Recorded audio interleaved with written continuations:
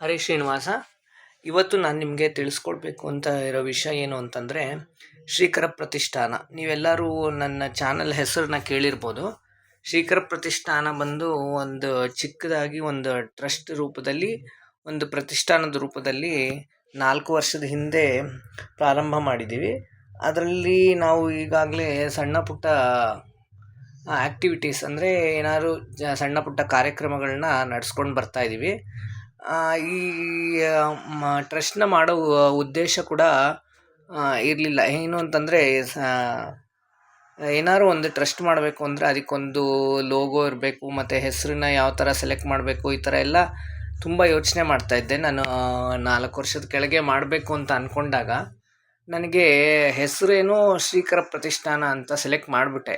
ಆದರೆ ಅದಕ್ಕೆ ಲೋಗೋ ಬೇಕಲ್ಲ, ಲೋಗೋ ಬೇಕು ಅಂತ ನಾನು ತುಂಬ ಯೋಚನೆ ಮಾಡ್ತಾಯಿದ್ದೆ. ಯಾವ ಥರ ಲೋಗೋ ಮಾಡ್ಬೋದು, ಹೇಗೆ ಇರುತ್ತೆ ಲೋಗೋ. ಯಾಕೆಂದರೆ ನಾವು ಟ್ರಸ್ಟ್ ರಿಜಿಸ್ಟರ್ ಮಾಡಬೇಕಾದ್ರೆ ಲೋಗೋ ಇರಲೇಬೇಕು, ಹೆಸರು ಮಾತ್ರ ಕೊಟ್ಟರೆ ರಿಜಿಸ್ಟರ್ ಆಗಲ್ಲ. ಅದರಿಂದ ಲೋಗೋ ಯಾವ ಥರ ಇರಬೇಕು ಅಂತ ತುಂಬ ಯೋಚನೆ ಮಾಡ್ತಾಯಿದ್ದೆ.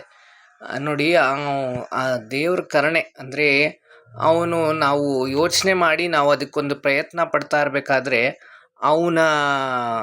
ಅವನ ಒಂದು ಏನು ಹೇಳ್ತಾರೆ ಅದು ಅನುಭವ ನಾನೇನು ತಿಳಿಸ್ಕೊಡ್ತಾ ಇದ್ದೀನಿ ಅಂತಂದರೆ, ನಾನು ಯೋಚನೆ ಮಾಡ್ತಾ ಇದ್ದಾಗೇ ಅವನು ನನ್ನ ಜೊತೆಗಿದ್ದು ನನಗೆ ಒಂದು ಹಿಂಟ್ ಅಂದರೆ ಏನು ಅಂತಂದರೆ ನನಗೊಂದು ಸೂಚನೆ ಕೊಟ್ಟಿದ್ದಾರೆ. ಅದನ್ನೇನು ಅಂತಂದರೆ ನಾನು ನಿಮಗೆ ಮುಂದಿನ ದಿನದಲ್ಲಿ ತಿಳಿಸ್ತೀನಿ ನಿಮಗೆ ಅದೇನು ಅಂತಂದರೆ, ನಾನು ಆ ಟ್ರಸ್ಟ್ಗೆ ಒಂದು ಲೋಗೋ ಇಡಬೇಕು ಅಂತ ಇದ್ದೆ. ನೀವು ನಾನು ಹೇಗೆ ಹೇಳಬೇಕು ಅಂತ ನನಗೆ ರೋಮಾಂಚನ ಆಗ್ತಾಯಿದೆ ಅದ್ರ ಬಗ್ಗೆ ತಿಳಿಸ್ಕೊಡೋದಕ್ಕೆ.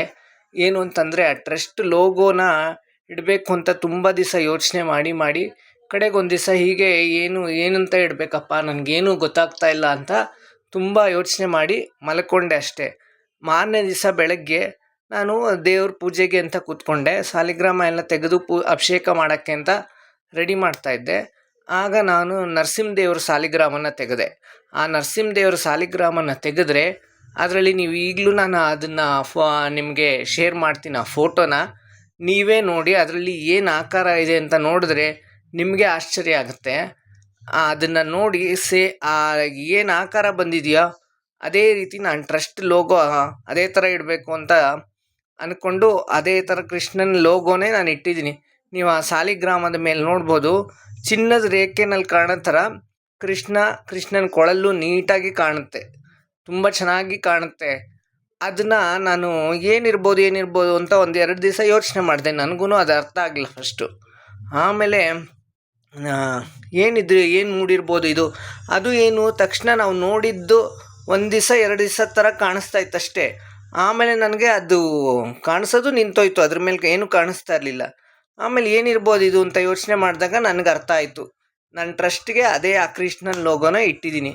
ಇದು ನನಗೆ ನಡೆದಿದ್ದೊಂದು ಪವಾಡ ರೀತಿ ನನ್ನ ಶ್ರೀಕರ ಪ್ರತಿಷ್ಠಾನದಕ್ಕೆ ಲೋಗೋ ಇಡೋದಕ್ಕೆ ಸೂಚನೆ ಆಯಿತು. ಇದನ್ನೆಲ್ಲ ನಿಮ್ಮ ಹತ್ರ ಶೇರ್ ಮಾಡ್ಕೋಬೇಕು ಅನಿಸ್ತು. ಅದರಿಂದ ನಿಮಗೆಲ್ಲ ತಿಳಿಸ್ಕೊಡ್ತಾ ಇದ್ದೀನಿ.